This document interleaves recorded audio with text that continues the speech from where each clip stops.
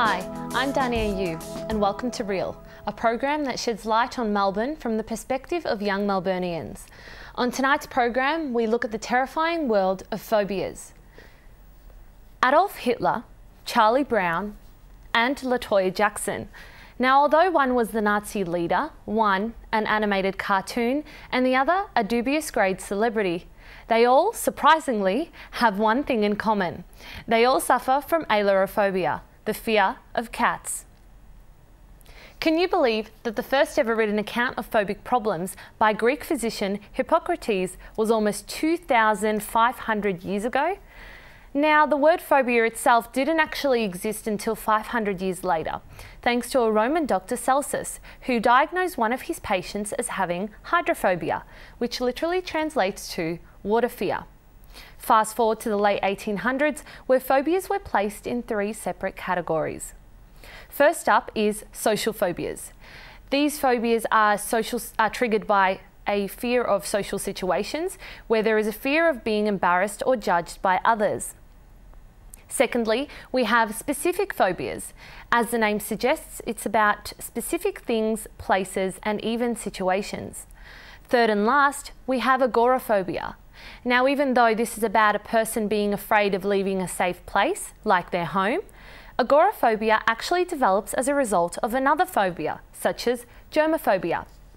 Moving on from that brief history lesson, however, how prevalent are phobias in our current society? Let's take a look at this video by Andrew Theodore and Rebecca Durago to find out.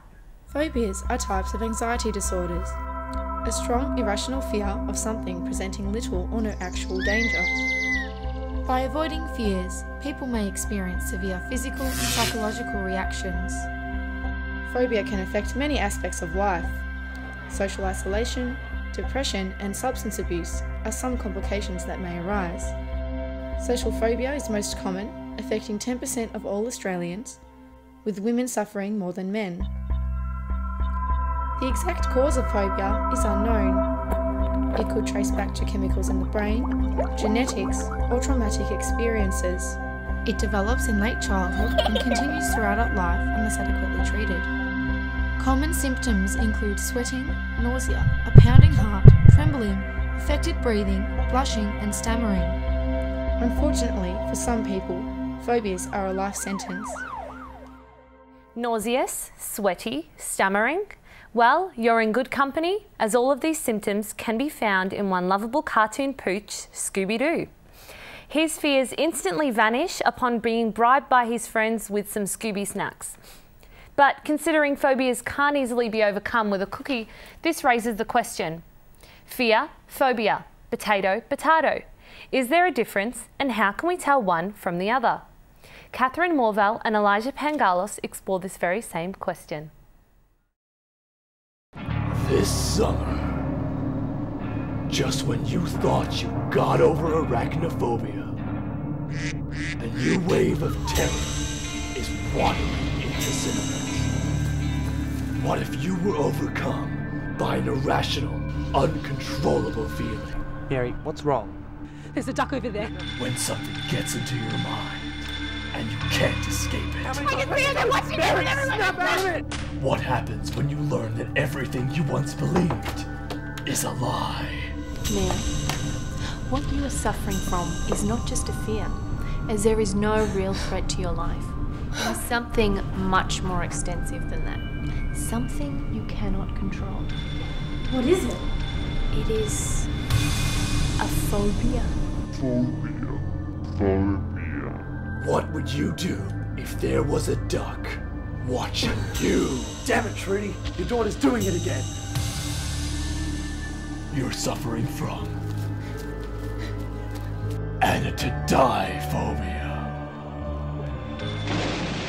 Anatidaephobia is not a fear. It is a phobia that somehow, somewhere in the world, a duck is watching you. Much like the recent blockbuster Anatidaephobia, phobias have been featured in films such as Alfred Hitchcock's The Birds and who can forget Steven Spielberg's Jaws. Despite their long history in film, it's interesting to note that it was only within the last 30 years on daytime talk shows such as Oprah that the taboo surrounding phobias was broken. Since then, with reality TV kicking in around the late 90s and becoming the Kardashians monarchy that it is today, we were introduced to shows like Fear Factor, a show where contestants were encouraged to face their fears. Now, some might call this exploitation, but hey, for today, let's just call this exposure therapy. Now, exposure therapy actually happens to be one of the treatments available for phobias. The others range from psychotherapy, antidepressants, hypnotherapy, and rejection therapy, which is what our producer simply calls a night out. But seriously, what exactly is exposure therapy? Our highly untrained and unqualified team, consisting of Aliane Penaflor, Alex Cusworth, and myself, put it to the test. Yeah, I can see those cotton walls and I'm fine with seeing them. It's just the touching, it's not good. I can't pinpoint a particular time, it was just, I've always had that weird feeling about them. It's about texture, it's not what it looks like, it's the feeling of pulling, that's the worst. I have to say, this isn't rare, this isn't a freak of nature thing. There's a friend of mine that also has the same issue. Yeah. My wife and her friend filled the whole room with cotton wool balls, and so what we did, we just turned around and walked straight out of the house. Yeah, I don't think it's an issue that I need to resolve. I've probably got other ones that are more required for help, so that's fine. Malcolm seemed to be in denial of his phobia there, but there's no denying that we need to take a short break. Stick around.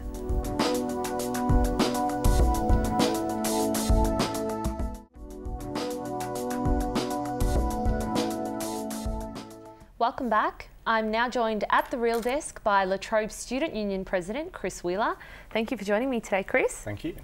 First up, can you please tell us a little bit about yourself and what you do? Sure. So I'm an art student at La Trobe, studying politics and history. Somewhere around second year, but I've been here a bit longer than that, going part-time. My role this year in the Student Union is president, running the union essentially, and last year my role was the queer officer, so liaising with queer students on campus and addressing their issues and concerns. A busy job for you? Yeah, you could say that. Well, seeing today that we're discussing phobias, is there anything that you happen to be afraid of that you're willing to share?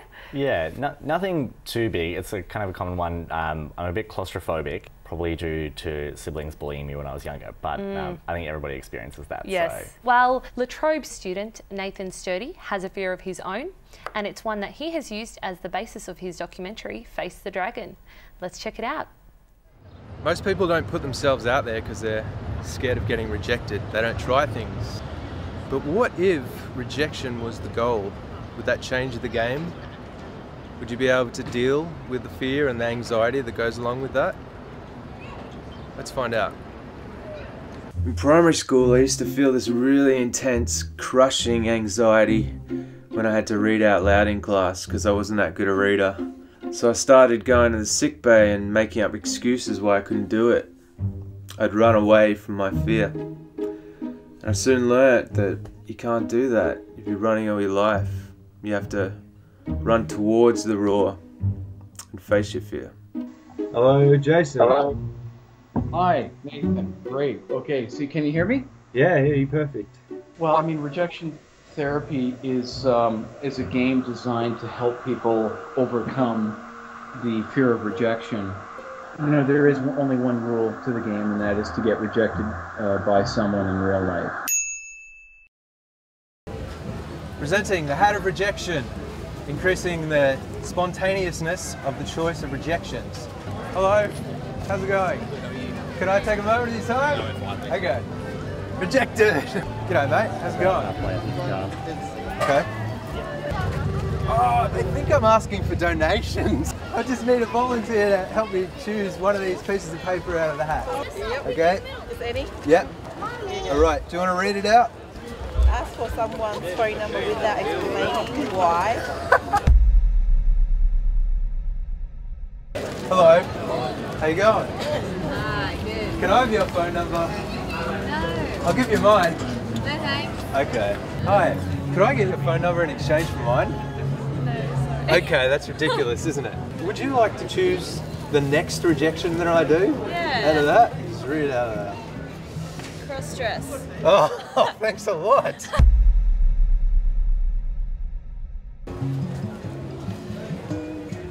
I can't decide, they're all pretty nice actually.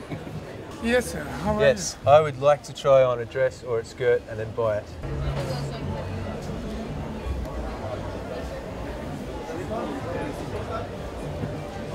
Two, one. Look at her face. Her? Oh, I was just teasing a little. Isn't that what you do? Should I strut a bit? Look at that.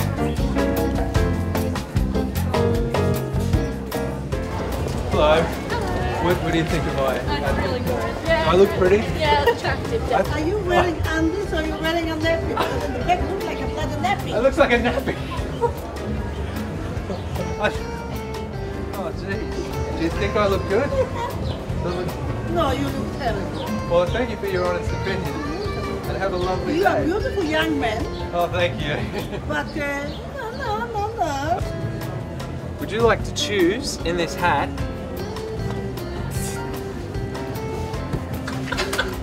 Sorry, I'm sorry. I can't cross my legs and sit. Excuse me. Would you mind challenging me to a thumb war? Would that be cool? Do you think you can handle it? Yeah. Yeah, I guess so. And we're filming this. Is that's I cool? see that, yeah. Okay. Yeah.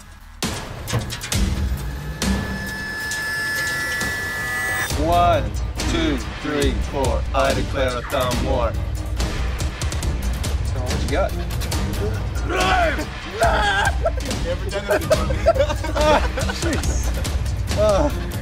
Disgrace to my country. I bow to you. Pleasure.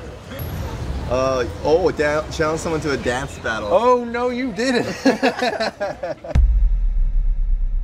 Bow, bow, a bow, a bow, bow, bow, a bow, a bow, bow, bow, a bow, a bow, bow, bow, a bow, a bow, bow, a bow, a bow, bow, a bow, a bow, bow, a bow,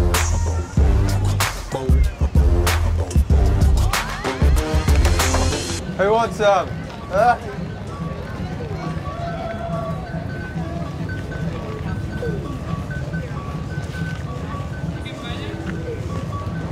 Anybody? You don't want some of this? Anybody can do the Running Man or the robots? What about this? Free flow. Pretty good? You just sort of go like that to this stuff. Ooh, you gotta cut going.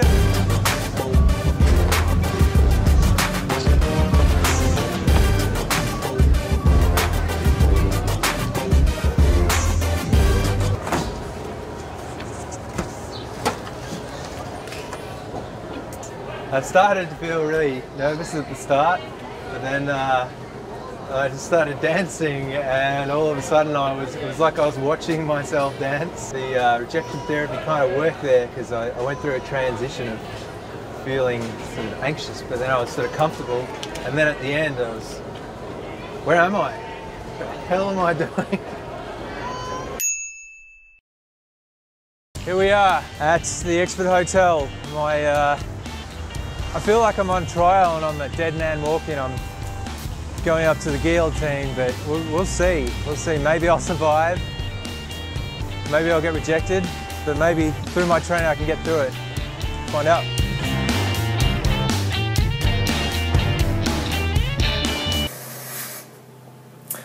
I think we're starting soon. I'm at the gig.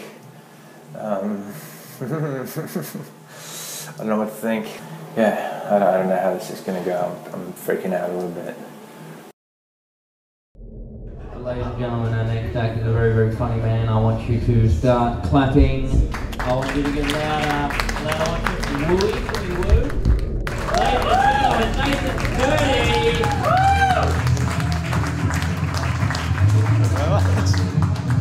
Hello. How we going? Oh God, I don't even know how to get this out. There we go. So this is probably going to sound a bit strange, but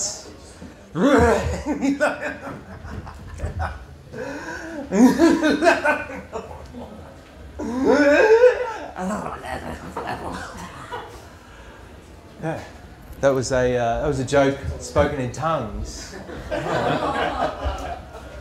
Well, the big fella up there liked it, didn't you, Jeff? My mate Jeff's watching from the ceiling, so that's. It's also an effective method to relieve anxiety. Just letting it out. Anybody want to try it? You can do it now. Free permission.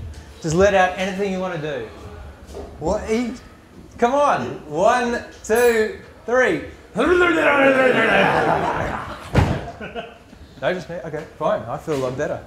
The last time I nearly died, I was in South America, in Argentina, and I walked down the wrong street. 2 guys tried to jump me, but I didn't speak enough Spanish. The only word I could remember that would suit the situation was the word for bother, and that's molestar. So these guys are coming at me, and it's the moment I have to do something, I have to say something. I say, "Don't molest me!" And that managed to avert them enough to confuse them, so I managed to get away. Ran down the road, and I still didn't have any Spanish, so I just shook my finger really hard at them. I think I got the idea. And that was funny to me because I'm still alive, so joke's on them. What? Okay, see, that's I'm cheating a bit there, but that's fine. Well, here we are, hey? So I think I'm doing all right. Yeah. Do people say that? Sure. It's not the first time or anything. It is, but that's fine. That probably should be me right there. So I think I've managed to prove here that you don't need to have a good time to drink alcohol. And I'm Nathan Sturdy. Thank you. Nathan Sturdy. Oh man, it's the whole grip and release thing. It's like, oh, feels good.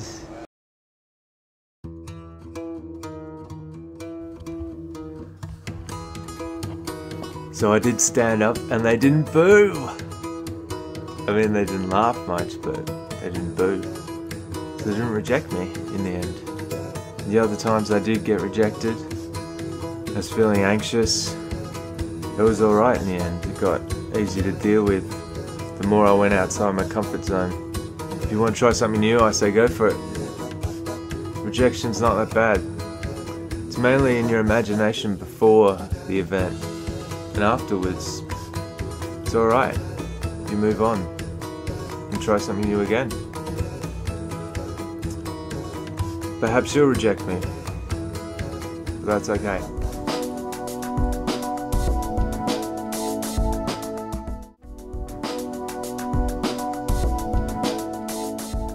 This is Real, and we're still joined by La Trobe Student Union President Chris Wheeler.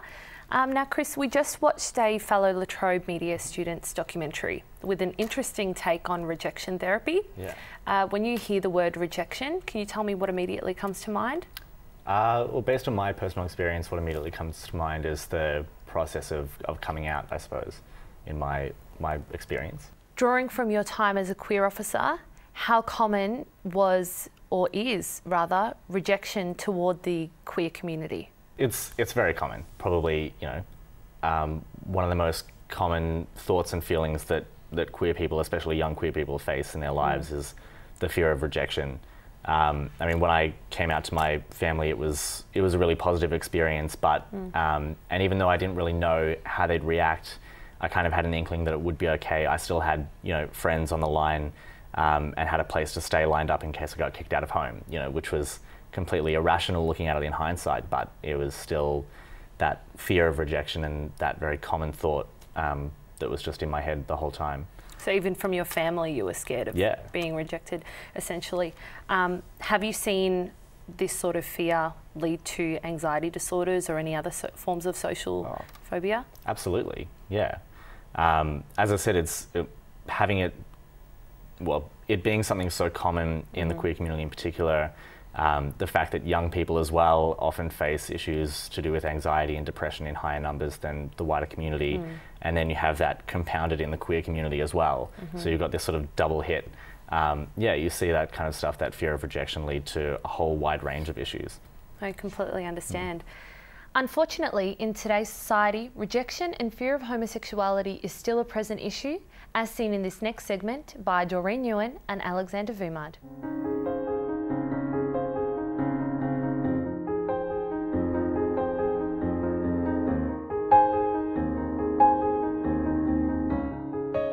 They're loud people. You see them all the time being all crazy and that. I guess it's not necessarily a bad thing, but it kind of seems attention seeking. Lesbians. They always wear jeans, dress pretty tomboyish, and they have short hair, yeah? They're quite colourful people. You see them at Mardi Gras wearing glitter, feathers, and there's a lot of rainbows, flags everywhere.